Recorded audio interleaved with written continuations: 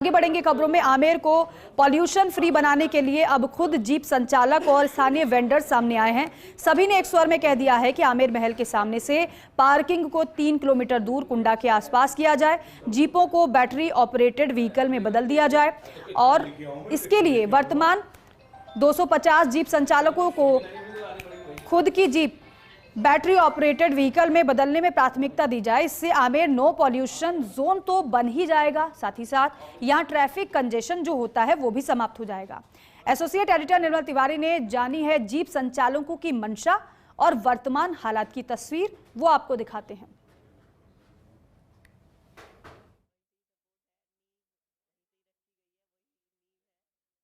आमेर विश्व विरासत में शुमार है और पहला जो किसी भी विरासत के आंगन में रहने वाले वहाँ के जो स्थानीय बाशिंदे होते हैं, पहला हक रोजगार का उनको होता है। ये तमाम वही लोग हैं जो यहाँ के स्थानीय निवासी हैं।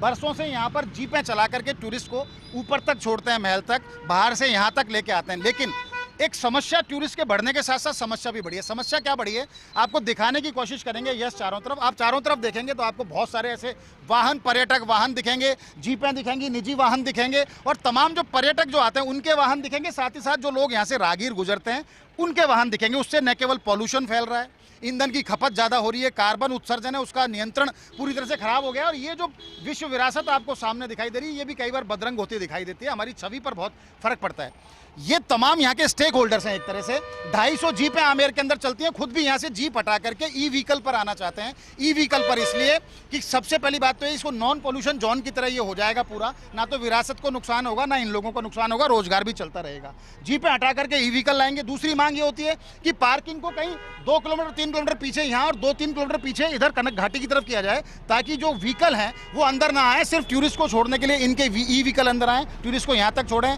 यहाँ से वापस बाहर ले जाएं और ऊपर तक लेके जाएं। क्या कहना चाहेंगे आप लोग, क्या आपकी डिमांड्स किस तरह की हैं? देखिए, हमारी डिमांड्स जो है कि आने वाले समय में जो टूरिस्ट आ रहा है उसको एक तो पार्किंग की व्यवस्था देखी जाए सबसे पहले, क्योंकि यहाँ इतनी तादाद में टूरिस्ट आता है कि जिसके लिए फैसिलिटी नहीं है। सबसे पहला मैं तो हम ये चाहते हैं कि ई रिक्शा जैसे मान लो अगर चालू कर रही है सरकार तो हम बहुत उसका स्वागत करते हैं। हम सब्जी बोल रहे हैं जी, तो हमारा भी रोजगार चलना चाहिए। अगर गवर्नमेंट ये गाड़ी चला रही बैटरी वाली तो उस पर रोजगार हम ही करें और ताकि दूसरा न करे उसको हम ही चलाएं। देखिए, बड़ी बात है, यहाँ 250 तो जीप संचालक हैं, लेकिन जिस तरह का फुटफॉल यहाँ पर टूरिस्ट का रहता है, सर्दी में 20 से 25 हज़ार टूरिस्ट आते हैं, उनके लिए 250 गाड़ी भी काफ़ी नहीं है। तो 250 तो ये लोग जो यहाँ जीप चला रहे हैं इनका हक है पहला, चूंकि स्थानीय है तो इनका रोजगार का हक बनता है। इस विरासत के आंगन में पैदा हुए हैं, पले बड़े हुए हैं, तो निश्चित तौर पर रोजगार का हक इनका बनता है। इनकी गाड़ियों को यहाँ से बदल के बैटरी ऑपरेटेड व्हीकल, ई व्हीकल्स के अंदर तब्दील किया जाए। अगर उसके बाद अगर मीट आउट करना है जिस तरह का फुटफॉल है उसको, उसके बाद अगर ई व्हीकल बढ़ाए जाते हैं तो उसमें भी टेंडर के जरिए ई व्हीकल्स की संख्या और बढ़ाई जा सकती है। क्या कहते हैं सर? यहाँ पे आपने जो भी बात रखी है, हमारे जो साथ वाले उन्होंने भी बात की, जो ऊपर गाड़ी पैलेस में जाती है तो हम लोगों का ये कहना है कि वहाँ पे सिर्फ जो हमारे पास व्हीकल होंगे जो गवर्नमेंट अलॉट करेगी वही गाड़ी ऊपर जानी चाहिए। जो बाकी जो जयपुर शहर से टैक्सी आती है और बाहर से टैक्सी आती है उनकी पार्किंग इस जगह से बाहर होनी चाहिए।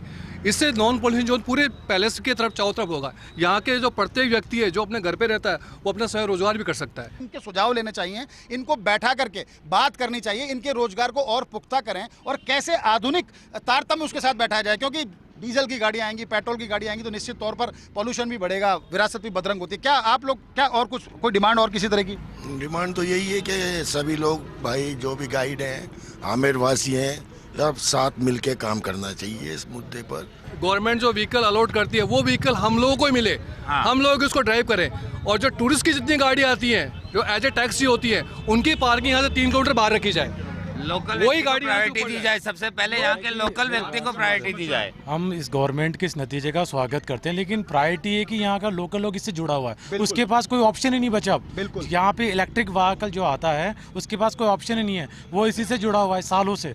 तो प्रायोरिटी उन्हीं को दी जाए जो पहले जीप चला रहे थे। 10-15 हज़ार से ज़्यादा परिवार हैं आमेर के आंगन में बसे हुए। इन लोगों के तमाम उनकी रोजी रोटी इसी से चलती है, इनके बच्चे इसी से पल रहे हैं। तो निश्चित तौर पर सरकार को इस तरह के प्रयास करने चाहिए कि ये क्षेत्र नॉन पॉल्यूशन क्षेत्र तो हो, लेकिन इनका रोजगार भी सुरक्षित रहे और इनको इनके हितों को ध्यान में रखते हुए जो भी योजना लाई जाए उस तरह की योजना सामने लाई जाए। कैमरा पर्सन यश माथुर के साथ Nirmal Tiwari, first India news, Jaipur.